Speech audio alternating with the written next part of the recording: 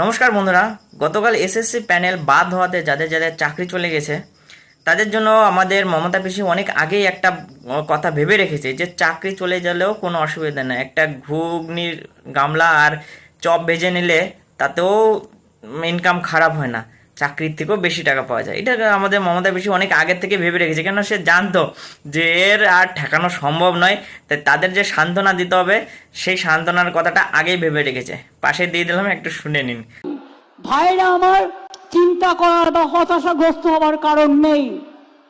একটা চায়ের দোকানে চা বিক্রি করলেও চা বিস্কুট ঘুগনি ইনকাম খারাপ হয় না, চাকরির থেকে বেশি টাকা পাওয়া যায়। মনে রাখবেন, বাণিজ্যে বসত লক্ষ্মী। আর অন্যদিকে প্রাপ্ত বসু যে শিক্ষামন্ত্রী ছিল, সে কিন্তু এই চুরি করার একজন রয়েছে। কিন্তু যদি কারো রাগ দেখানো হয়, এই লোকটার উপর রাগ দেখান, কেন নিজেই স্বীকার করেছে যে এ চুরি করেছে। আর দেখে নিন ভিডিওটা।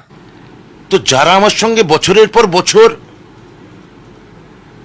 দেওয়াল লিখন করলো, যারা বছরের পর বছর মিছিলে হাঁটলো, যারা বছরের পর বছর আমার সঙ্গে খালি দিদির মুখের দিকে তাকিয়ে দিদির ছবি নিয়ে যারা বাড়ি বাড়ি গিয়ে বললো যে অমুক এমএলএ ব্রাত্য বসুকে ভোট দিন, জোড়াফুল চিহ্নে ভোট দিন, তা চাকরি তো আমি তাদেরই দেবো। আমার কোটার চাকরি, সে চাকরি আমি কাকে দেব?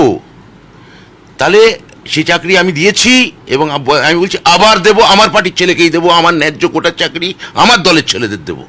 কার কি বলার আছে? আমার আইনি চাকরি আমি কাকে দেবো বা না দেবো? আমার যেটা ন্যায্য আমার কোটার মধ্যে পড়ে, সেটা নিয়ে কেউ কি কথা বলতে পারেন? আমার মনে হয় কথা বলা উচিত নয়।